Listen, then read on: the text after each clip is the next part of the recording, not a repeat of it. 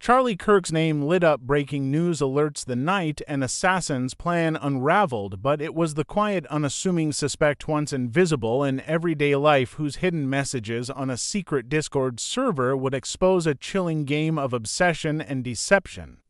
It began on a quiet Friday evening, the kind of night when most people were winding down and checking their phones for weekend plans. Suddenly, every major news outlet interrupted regular programming with a red banner alert. Political commentator Charlie Kirk had narrowly survived an attempted assassination outside a crowded conference hall in Denver.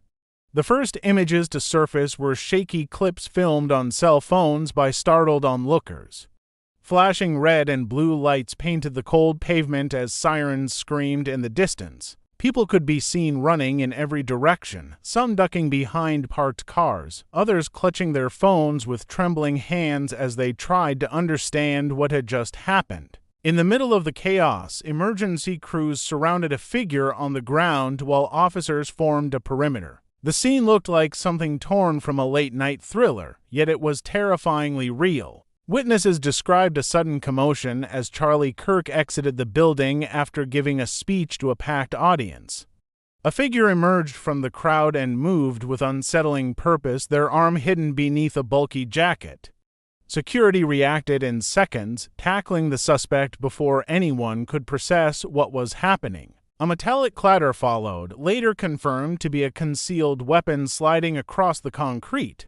The suspect fought briefly, a burst of frantic energy, before officers restrained them.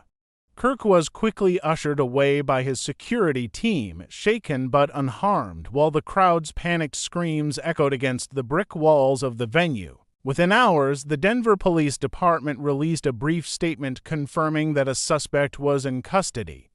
They offered few details, but emphasized that this was not a random act. That single phrase ignited a firestorm of speculation online. Social media platforms lit up with theories, and hashtags tied to the incident climbed to the top of trending lists in minutes. People demanded answers about who the suspect was, what their motive could be, and how they had managed to get so close to a high-profile figure. News anchors replayed the same 30-second clip over and over, each time dissecting new details from the grainy footage. A flash of silver near the suspect's hand, a faint shout before the tackle, the determined set of their shoulders as they moved through the crowd. As reporters scrambled to gather information, whispers began to circulate about digital evidence that might explain the motive. Anonymous sources hinted at a disturbing online trail discovered during an initial search of the suspect's belongings. Rumors suggested encrypted chat rooms, hidden profiles, and a string of alarming messages posted in obscure corners of the internet. None of it was confirmed, but the very suggestion of a planned attack sent a wave of unease across the country. This wasn't just a moment of violence, it felt like a carefully prepared event that had nearly succeeded. Viewers stayed glued to their screens long into the night, waiting for the next update, their minds racing with questions about what could drive someone to plot such an act and how close they had come to carrying it out. Detectives worked through the night to follow the suspect's digital footprints, sifting through devices seized at the scene and combing through obscure online platforms. Their efforts led them to a small, invitation-only Discord server that, at first glance, appeared harmless. Its name was generic, the kind of meaningless title that could belong to a gaming group or a late-night study club. The profile picture was a simple, abstract symbol, offering no clue of what lay beneath. When investigators first opened the server, the visible channels looked ordinary enough, filled with light chatter, shared memes, and random images. But deeper inside, hidden among unused sections and disguised folders, they found a series of private rooms accessible only through specific permissions. It was within these locked channels that the story began to darken. Scrolling through the messages, analysts uncovered posts that seemed designed to confuse anyone who stumbled upon them. There were fragments of strange poetry, strings of numbers, and photographs of buildings taken from odd angles. At first, these images seemed like random urban snapshots, but after cross-referencing them with public schedules, detectives realized that several matched venues where Charlie Kirk had been booked to speak.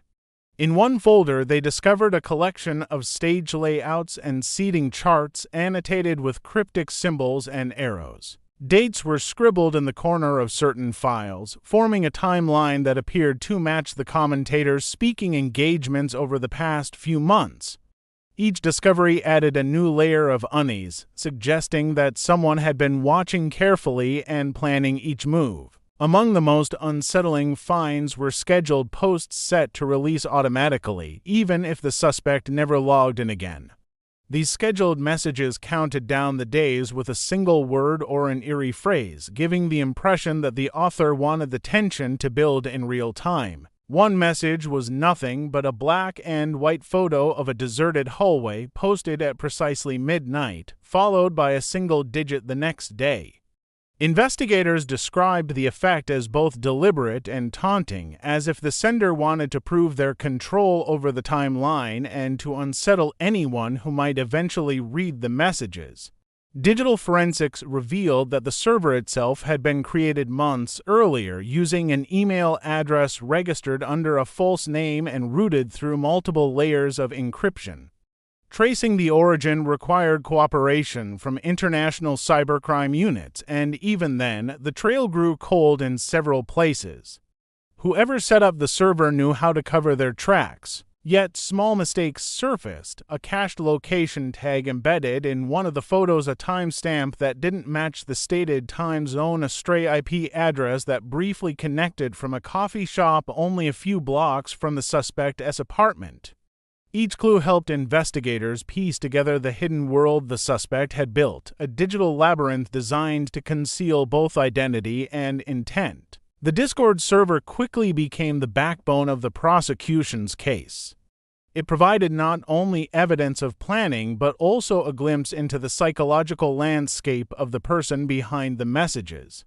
What appeared to outsiders as random fragments began to form a narrative of obsession and methodical preparation. Detectives and federal agents pored over every screenshot and data log, aware that each piece of information might hold the key to understanding how an online community that looked so ordinary could hide something so dangerous beneath its surface. Friends, neighbors, and co-workers struggled to reconcile the quiet individual they thought they knew with the person described in the unfolding investigation. The suspect's daily life appeared unremarkable on the surface, almost deliberately bland. They worked at a small tech repair shop tucked between a laundromat and a used bookstore, a place where regular customers remember them as polite and helpful. Their apartment was a modest one-bedroom unit in a low-rise building, decorated with second-hand furniture and stacks of electronics magazines. Rent was paid on time, complaints were non-existent, and nothing about their routine suggested hidden violence. Yet investigators soon uncovered a secret double life built on careful deception and patient planning. Bank statements and digital receipts began to reveal patterns that had escaped casual notice. Over the course of several months, the suspect made small but deliberate purchases, a high-resolution camera, advanced audio recorders, and a set of specialized tools commonly used in surveillance. None of the transactions were large enough to raise suspicion, each appearing to be routine equipment for someone in the tech industry. But when analysts mapped the timeline of these purchases against the dates of Charlie Kirk's public appearances, a disturbing alignment emerged. The suspect appeared to be equipping themselves step by step, each acquisition a brick in a hidden strategy. Even their daily movements took on new meaning as investigators dug deeper. Security footage from train stations and parking garages showed the suspect traveling to venues where Kirk had recently spoken, often blending into crowds or lingering near entrances. Surveillance teams later discovered that they had rented cars under different names, using prepaid cards to avoid detection. On several occasions, the suspect even booked hotel rooms overlooking event spaces, staying only long enough to photograph security checkpoints and staff entrances before vanishing without a trace. Each act seemed minor when viewed in isolation, but together they painted a portrait of someone rehearsing for something larger. The affidavit released by prosecutors described a chilling level of preparation. Inside the suspect's apartment, investigators found a meticulously organized notebook filled with floor plans, crowd estimates, and handwritten calculations of response times. Some pages contained sketches of escape routes drawn with almost architectural precision. Alongside these notes were printouts of online schedules, including dates and locations that matched the images found on the hidden Discord server. It became clear that this was not a spontaneous outburst, but the result of months of quiet observation and careful planning. Perhaps the most haunting discovery was the psychological contrast revealed through interviews. Co-workers recalled a person who offered free repairs to struggling customers and chatted about video games during lunch breaks. Neighbors described someone who watered plants in the shared courtyard and waved to passing delivery drivers. The outward kindness made the inner reality even harder to comprehend. Detectives described the suspect as a person who had compartmentalized their existence, maintaining a facade of normalcy while secretly nurturing a dangerous obsession. The quiet life everyone thought they saw was nothing more than a carefully constructed mask, hiding a plan that had nearly reached its final stage. When the affidavit was finally unsealed, reporters crowded into the courthouse, eager to examine the document that had fueled so many rumors. The pages were thick people with detail, each line providing a clearer view of the mind behind the attempted attack. Investigators had attached hundreds of digital exhibits, including screenshots of Discord messages, photographs of surveillance equipment, and fragments of the suspect's personal writings. What emerged was a picture of someone driven by a mixture of obsession and grievance, a person who believed that violence could deliver a message no words could convey. The document described how the suspect had spent late nights drafting cryptic posts, testing the limits of Discord's scheduling tools to create a slow-motion countdown that seemed designed to unsettle anyone who might eventually read it. Among the most disturbing items was a series of private notes recovered from an encrypted folder on the suspect's laptop. These files outlined what prosecutors called tests of courage, small but deliberate actions intended to build confidence for a final act. One entry described loitering near crowded venues to study the movement of security guards, while another detailed a late-night walk past a police station to measure how long it took for someone to notice. Each step was recorded with cold precision, suggesting not only planning but also a need to document progress as if following a personal checklist. The writings were not angry outbursts but careful observations, their calm tone making them even more chilling. The affidavit also revealed how the suspect's online behavior intertwined with real-world preparation. Investigators discovered draft messages written like confessions yet never posted, including one that described the planned attack as a statement against silence. Another draft contained a list of grievances against public figures and institutions, but the language was fragmented and unfinished, as though the suspect had been interrupted mid-thought.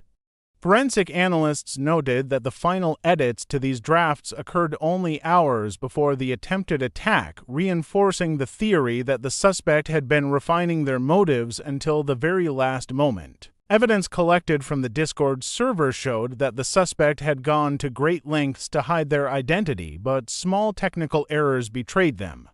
Embedded metadata from a single photo revealed the serial number of a camera purchased months earlier under a false name.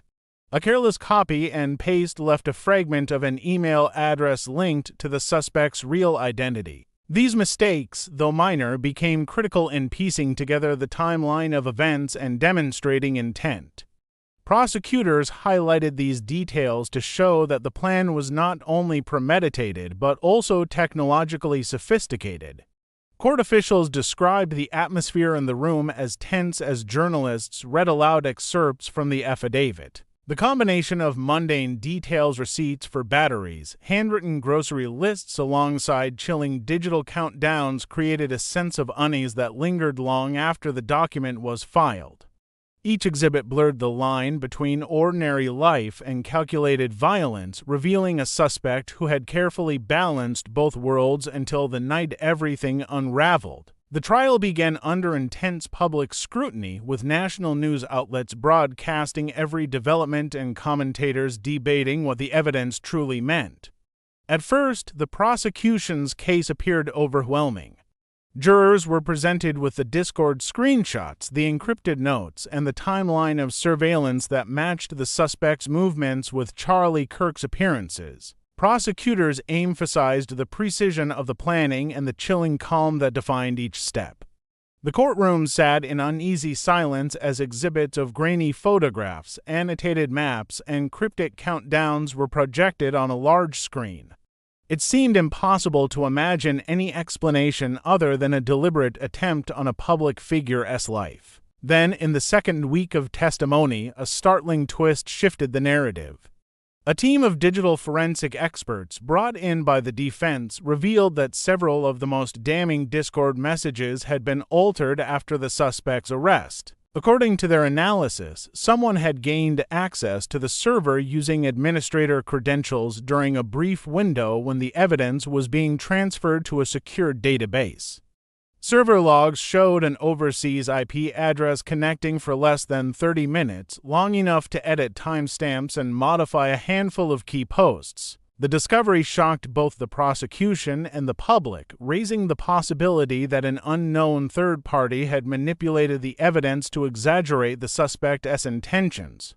The revelation set off a frenzy of speculation. Reporters scrambled to identify the mysterious user, while social media erupted with theories ranging from sophisticated hackers to accomplices still at large. Prosecutors acknowledged the tampering but argued that the core evidence remained intact. They maintained that even without the altered messages, the suspect's extensive surveillance, encrypted notes, and physical preparation demonstrated a clear plan. The defense countered that the edits cast doubt on the entire investigation, suggesting that someone with insider access could have shaped the narrative for reasons that remained unclear. Jurors listened carefully as experts debated the technical details of server permissions, encryption keys, and digital forensics, their expressions growing more uncertain with each passing day. As the trial continued, the suspect sat quietly, rarely looking up from the table. Observers noted their calm demeanor, a sharp contrast to the chaos unfolding around them. Friends and former co-workers testified about their outwardly normal behavior, describing a person who seemed friendly but private, intelligent but withdrawn. Each witness added another layer of ambiguity, making it harder to distinguish the carefully documented preparations from the possibility of a larger plot involving unseen actors. The more evidence surfaced, the more questions remained unanswered. When closing arguments finally arrived, the case had transformed from a straightforward prosecution into a mystery with competing narratives. Was the suspect a lone attacker whose plan was simply interrupted, or a pawn in a wider scheme that manipulated digital evidence for unknown motives? The jury was left to weigh not only the disturbing details of the suspect's actions, but also the unsettling idea that the digital world could be rewritten to create a story no one could fully trust. Outside the courthouse, crowds gathered each evening, waiting for a verdict that would determine not only one person's fate, but also the credibility of the evidence that had gripped the nation from the very beginning.